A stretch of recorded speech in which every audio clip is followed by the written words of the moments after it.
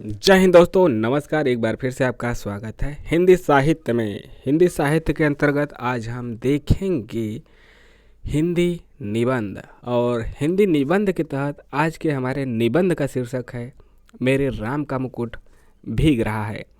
और मेरे राम का मुकुट भीग रहा है, इसके लेखक हैं विद्यानिवास मिश्र जी। वाचन स्वर अवनीश का है और वाचन ही इसका महत्वपूर्ण है। और शब्दों पे ध्यान दीजिए, मोबाइल में आंख फोड़ने से अच्छा है कि आप सुन लीजिए इस निबंध को। आइए सुनते हैं इस निबंध को। मेरे राम का मुकुट भीग रहा है, विद्यानिवास मिश्र के द्वारा लिखित है। वाचन स्वर अवनीश। महीनों से मन बेहद बेहद उदास है। उदासी की कोई खास वजह नहीं, कुछ तबीयत ढीली, कुछ आसपास के तनाव और कुछ उनसे टूटने का डर। खुले आकाश के नीचे भी खुलकर सांस लेने की जगह की कमी। जिस काम में लगकर मुक्ति पाना चाहता हूँ, उस काम में हजार बाधाएं। कुल ले देकर उदासी के लिए इतनी बड़ी चीज़ नहीं बनती। फिर भी रात रात नींद नहीं आती। दिन ऐसे बीतते हैं जैसे भूतों के सपनों की एक रील पर दूसरी रील चढ़ा दी गई हो और भूतों की आकृतियाँ और डरावनी हो गई हो। इसलिए कभी कभी तो बड़ी से बड़ी परेशानी करने वाली बात हो जाती है, और कुछ भी परेशानी नहीं होती तो उल्टा ऐसे लगता है जो हुआ एक सहज क्रम में हुआ, ना होना ही कुछ अटपटा होता। और कभी कभी बहुत मामूली सी बात भी भयंकर चिंता का कारण बन जाती है। अभी 2-3 रात पहले मेरे एक साथी संगीत का कार्यक्रम सुनने के लिए 9 बजे रात गए।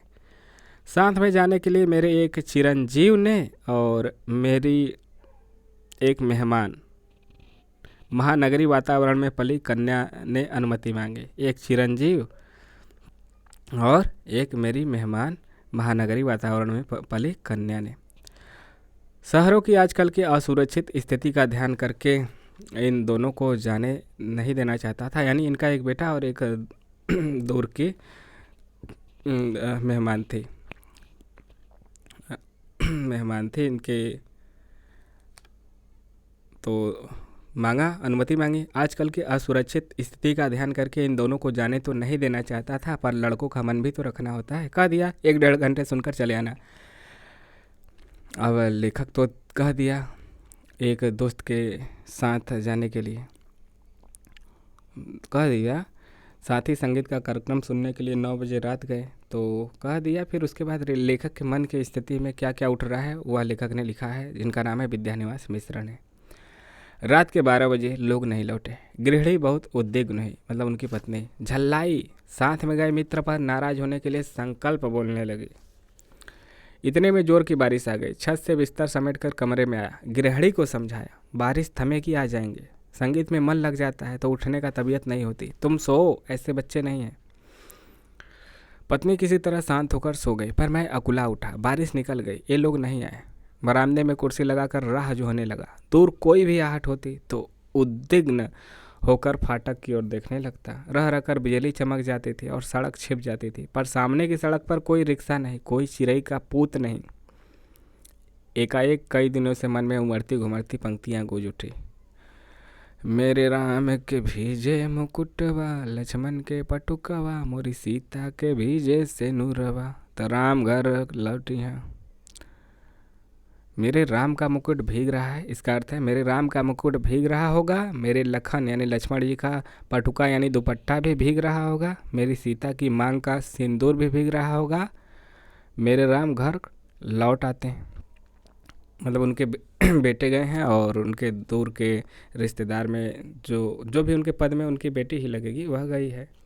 तो लेखक व्याकुल है कि कहीं कुछ हो न जाए ऊपर नीचे। समाज में जानते ही हैं कि कुछ हो गया तो एने ओने, तो इसीलिए व्याकुल है। कोई भी व्याकुल रहता है, लड़के के लिए कम, लेकिन साथ में लड़की भी गई है। तो बहन रूपी, दूर के रिश्तेदार के बहन रूपी लेखक के लड़के की बहन, तो चिंतित है। बचपन में दादी नानी जाए पर यह गीत गाती। मेरे घर से बाहर जाने पर, विदेश में रहने पर वे यही गीत बेहवाल होकर गाती और लौटने पर गाती। मेरे लाल को कैसा बनवास मिला था, जब मुझे दादी नानी की इस आकुलता पर हंसी भी आती। गीत का स्वर बड़ा मीठा लगता। हाँ, तब उसका दर्द नहीं छूता, पर इस प्रतीक्षा में एकाएक उसका दर्द उस ढलती रात में उभर आया और सोचने लगा। मतलब आप गार्जियन है तो थोड़ा सा तो उनको लगता ही है।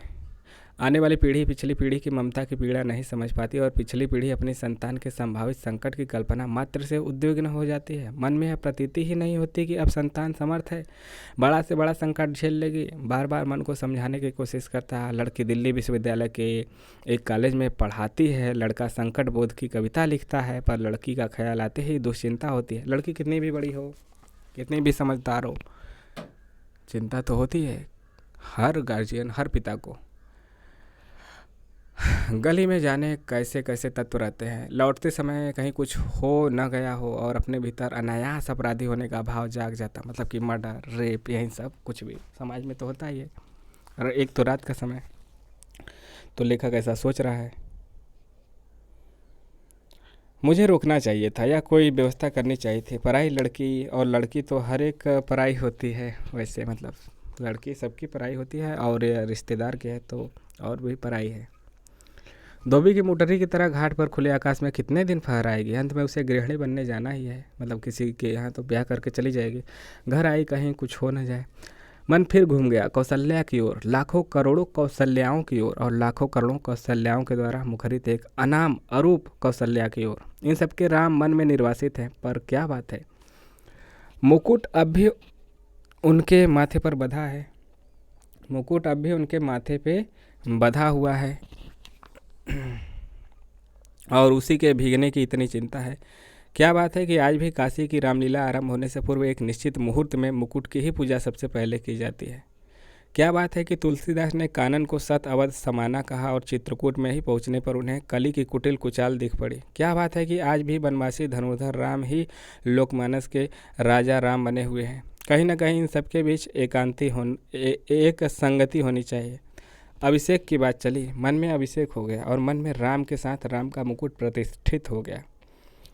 मन में प्रतिष्ठित हुआ इसलिए राम ने राजकीय वेश उतारा, राजकीय रथ से उतरे, राजकीय भोग का परिहार किया, पर मुकुट तो लोगों के मन में था, कौशल्या के मातृ स्नेह में था। वह कैसे उतरता? वह मस्तक पर विराजमान रहा और राम भीगे तो भीगे, मुकुट न भीगने पाए, इसकी चिंता बनी रही।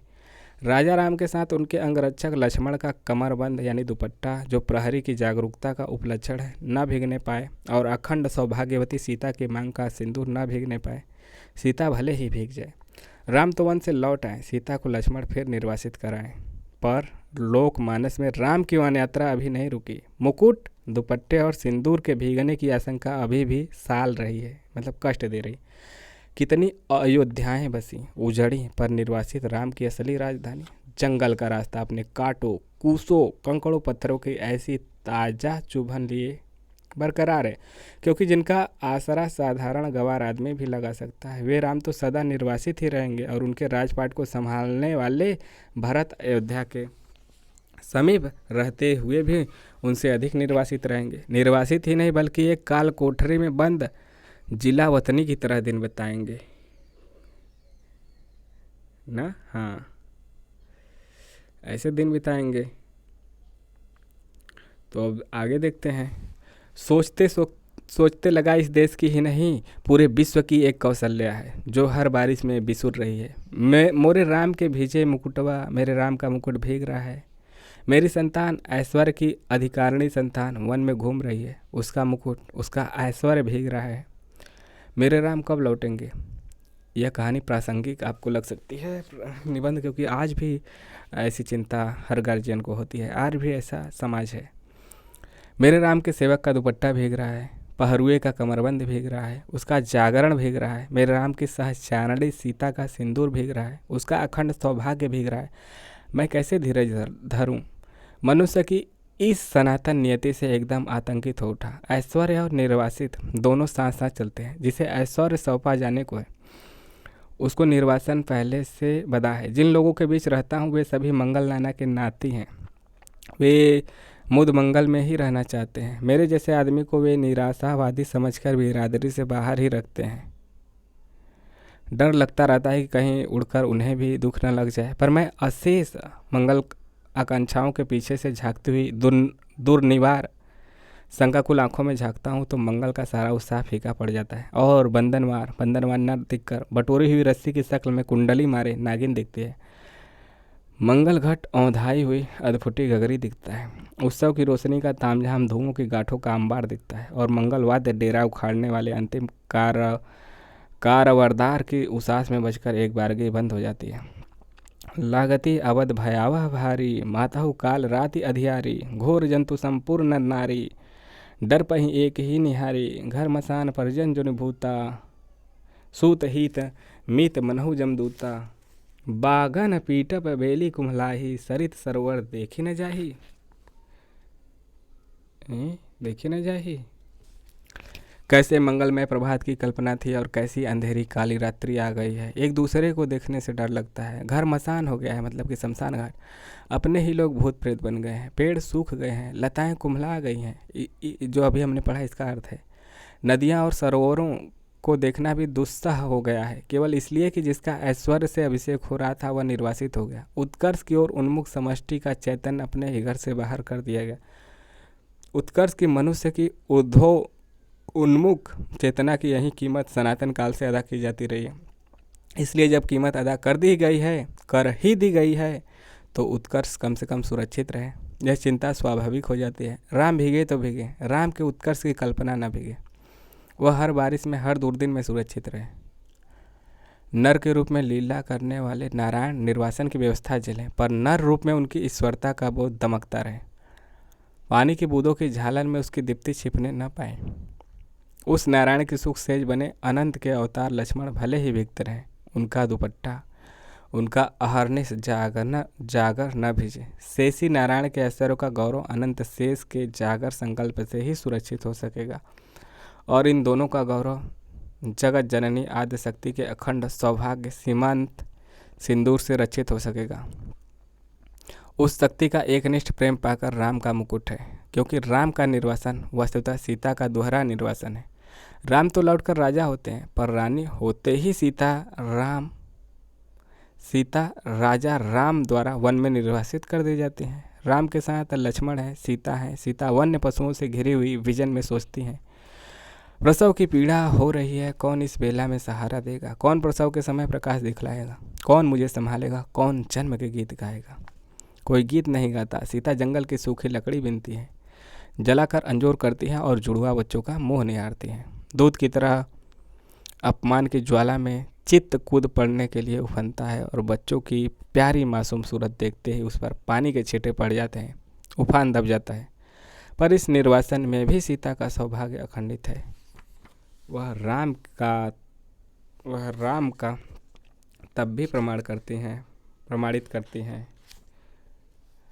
मुकुटधारी राम को निर्वासन से भी बड़ी व्यथा देता है और एक बार और अयोध्या जंगल बन जाती है। स्नेह की रसधार रेत बन जाती है। सब कुछ उलट पुलट जाता है। भावभूति के शब्दों में पहचान की बस एक निशानी बची रहती है। दूर ऊंचे खड़े तटस्थ पहाड़, राज मुकुट में जड़े हीरो की चमक के सैकड़ों शिखर, एकदम कठोर, तीखे और निर्मम।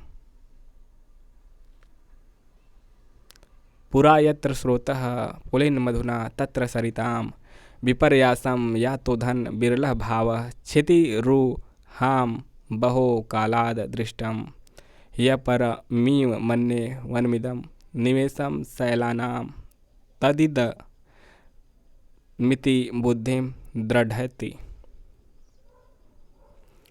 राम का मुकुट इतना भारी हो उठता है कि राम उस बोझ से करा उठते हैं और इस वेदना के चित्कार में सीता के माथे का सिंदूर दमक उठता है। सीता का वर्चस्व प्रखर हो उठता है। कुर्सी पर पड़े पड़े यह सब सोचते सोचते 4 बजने को आए। इतने में दरवाजे पर हल्की सी दस्तक पड़ी। चिरंजीव निचली मंजिल से ऊपर नहीं चढ़े। सहमी हुई कृष्णा यानी मेरी मेहमान लड़की बोली, दरवाज़ा खोलिए। आंखों में इतनी कातरता कि कुछ कहते नहीं बना। सिर्फ इतना ही कहा कि तुम लोगों को इसका अंदाज़ा होगा कि हम कितने परेशान रहे। भोजन दूध धरा रह गया, किसी ने भी छुआ नहीं। मुंह ढाँप कर सोने का बहाना शुरू हुआ। मैं भी स्वस्ति की सांस लेकर बिस्तर पर पड़ा, पर अर्धचेतन अवस्था में फिर जहाँ खोया था वहीं लौट गया। अपने लड़के घर लौट आए, बारिश से नहीं संगीत से भीग कर। मेरी दादी नानी के गीतों के राम लखन और सीता अभी भी वन वन भीग रहे हैं। तेज बारिश में पेड़ की छाया और दुखद हो जाती है। पेड़ की हर पत्ती से टप टप बूंदें पड़ने लगती है। तने पर टिके तो उसकी हर नस से आप्लावित होकर पीठ गलाने लगती है। जाने कब से मेरे राम भीग रहे हैं और बादल है कि मूसलाधार मूसलाधार बारिश ढरकाए चले जा रहे हैं। इतने में मन में एक चोर धीरे से फुसफुसाता है, राम तुम्हारे कब से हुए? तुम जिसकी बुनाहट पहचान में नहीं आती, जिसके व्यक्तित्व के ताने बाने तार तार होकर अलग हो गए हैं, तुम्हारे कहे जाने वाले कोई हो भी सकते हैं कि वह तुम कह रहे हो मेरे राम? और चोर की बात सच लगती है। मन कितना बटा हुआ है, मनचाही और अनचाही दोनों तरह की हजार चीज़ों में, दूसरे कुछ पत्तियों में भी, पतियाए में भी, पर अपने ही भीतर प्रतीत नहीं होती कि मैं किसी का हूँ या कोई मेरा है। पर दूसरी ओर यह भी सोचता हूँ कि क्या बार बार विचित्र सी अनमने पन में अकारण चिंता किसी के लिए होती है? वह चिंता क्या पराये के लिए होती है? वह क्या कुछ भी अपना नहीं है? फिर इस अनमने पन में ही क्या राम अपनाने के लिए हाथ नहीं बढ़ाते आए हैं? क्या ना कुछ होना और ना कुछ बनना ही अपनाने की उनकी बढ़ी हुई शर्त नहीं है? तार टूट जाता है, मेरे राम का मुकुट भीग रहा है, यह भीतर से कहाँ पाऊँ? अपनी उदासी से ऐसे चिपका, अपने सकरे से दर्द से ऐसा रिश्ता, राम को अपना करने के लिए केवल उनके लिए भरा हुआ हृदय कहाँ पाऊँ? मैं शब्दों के घने जंगल में हिरा गया हूँ, खो गया हूँ। जानता हूँ इन्हीं जंगलों के आसपास किसी टेकड़ी पर राम की पर्णकुटी है, पर इन उलझाने वाले शब्दों के अलावा मेरे पास कोई राह नहीं। शायद सामने उपस्थित अपने ही मनोराज्य के युवराज, अपने बचे खुचे स्नेह के पात्र, अपने भविष्य के संकट की चिंता में राम के निर्वासन का जो ध्यान आ जाता है, उनसे भी अधिक एक बिजली से जगमगाते शहर में एक पढ़ी लिखी चंद दिनों की मेहमान लड़की के एक रात कुछ देर से लौटने पर अकारण चिंता हो जाती है। उसमें सीता का ख्याल आ जाता है। वह राम के मुकुट या सीता के सिंदूर भीगने की आशंका से जोड़े न जोड़े आज की दरिद्र अर्थहीन उदासी को कुछ ऐसा अर्थ नहीं दे देता जिससे जिंदगी ऊब से कुछ उबर सके। और इतने में पूरब से हल्की उजास आती है और शहर के इन शोर भरे बियावान में चक्की के स्वर के साथ चढ़ती उतरती जनतसार गीती हल्की सी सिहरन पैदा कर देती है। मोरे राम के भेजे मुकुटवा और अमचूर की तरह विश्वविद्यालय जीवन की निरस्ता में सूखा मन कुछ जरूर ऊपरी सतह पर ही सही भीगता नहीं तो कुछ नम तो जरूर ही हो जाता है, और महीनों की उमड़ी घुमड़ी उदासी बरसने को आ जाती है। मतलब कि आंसू आने को हो जाता है। बरस न पाए यह अलग बात है, कुछ भीतर भाप हो तब न बरसे, पर बरसने का यह भाव जिस ओर से आ रहा है उधर राह होनी चाहिए। इतनी असंख्य कौशल्याओं के कंठ में बसी हुई जो एक अरूप ध्वनिमयी कौशल्या है, अपनी सृष्टि के संकट में उसके सतत उत्कर्ष के लिए आकुल उस कौशल्या की ओर, उस मानवीय संवेदना की ओर ही कहीं राह है, घास के नीचे दबी हुई। पर उस घास की महिमा अपरंपार है। उसे तो आज वन्य पशुओं का राजकीय संरक्षित क्षेत्र बनाया जा रहा है। नीचे ढकी हुई राह तो सैलानियों के घूमने के लिए, वन्य पशुओं के प्रदर्शन के लिए, फोटो खींचने वालों की चमकती छवि यात्राओं के लिए बहुत ही रमणीक स्थली बनाई जा रही है। उस राह पर तुलसी और उनके मानस के नाम पर बड़े बड़े तमाशे होंगे, फुलझड़ियाँ दगेंगी, सैर सपाटे होंगे, पर वह राह ढकी ही रह जाएगी। केवल चक्की का स्वर, श्रम का स्वर ढलती रात में, भीगती रात में अनसोए वात्सल्य का स्वर तलाशता रहेगा। किस ओर राम मुड़े होंगे बारिश से बचने के लिए? किस ओर बता दो सखी। तो मेरे राम का मुकुट भीग रहा है। यह निबंध विद्यानिवास मिश्र के द्वारा लिखा गया था। यह निबंध समाप्त हुआ। इस निबंध से आपको क्या सार मिला, इस निबंध का सारांश आप कमेंट बॉक्स में लिखें और अपने सुझाव और अपने शिकायत लिखें कमेंट के माध्यम से। आपको यह निबंध कैसा लगा और मिलेंगे अगले निबंध में। यह कैसा लगा ज़रूर बताइएगा। अच्छा लगा हो तो लाइक शेयर और सब्सक्राइब करना ना भूलें। मिलेंगे नेक्स्ट निबंध कहानी के साथ। तब तक के लिए जय हिंद, जय भारत। आपका दिन शुभ हो।